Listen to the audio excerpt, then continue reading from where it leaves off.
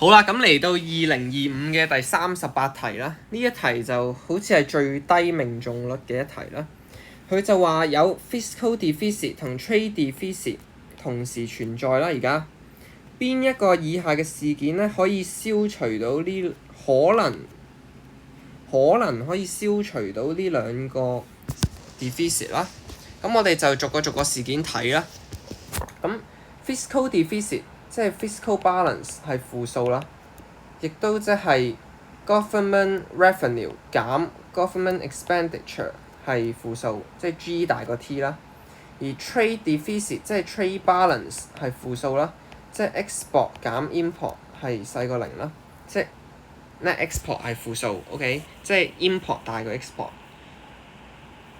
咁佢就話啦，政府收一啲進口物品一啲關稅。咁如果你正常去諗嘅話，你收進口物品關稅，咁你咪貴咗咯，咁你 import 少咗，所以你 trade balance 係可能會 eliminate 嘅 ，OK。但係點樣影響到 fiscal balance 啊？呢件事咁就唔知大家記唔記得，即係 ASAD 嗰啲圖咧，即係 SRAS 啦、AD 啦，呢一度係 Y 嚟㗎嘛？呢個 x-axis，OK，Y 即係咩咧 ？Y 即係 real GDP， 而 real GDP 咪即係 output 咯，OK。咁 output 又等於咩咧 ？output 咧，亦都等於呢個 expenditure， 亦都等於呢個 income。點解咧？就唔知大家記唔記得有個圖嘅，就係咩 household， 跟住咧就 firms 㗎嘛 ，OK。咁呢一個圖咧就係假設咗係冇 government 嘅，因為 GDP 等於咩 C 加 I 加 G 加 NX 啊嘛。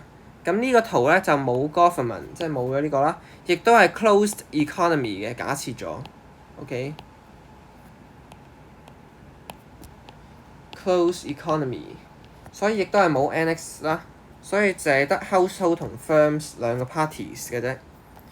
咁你 household 買一啲 goods 㗎嘛，要買一啲商品啊、服務啊，咪要俾 expenditure 咯。OK， 俾一啲 firms， 而 firms 賣一啲貨品俾你 ，firms 賣一啲貨品俾你，佢價值幾多錢咧？個 output 咪價值咪同你個 expenditure 一樣咯。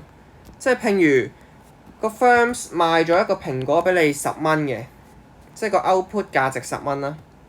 output 就係10蚊，而你使10蚊去買咯，咁你 expenditure 亦都係等於10蚊。咁 firms 要請你㗎嘛，俾人工你㗎嘛要，咁 firms 又俾翻10蚊人工你，所以亦都係等於 income 嘅。所以就由呢一個圖可以解釋到 Y 等於 real GDP 等於 output 等於 expenditure 等於 income 嘅。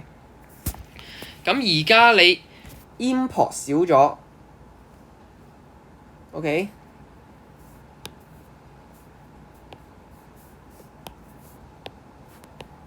import 少咗，即係 net export 多咗啦。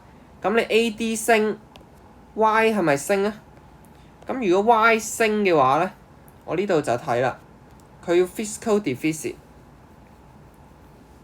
咁即係 income 升啦 ，Y 升即係 income 升。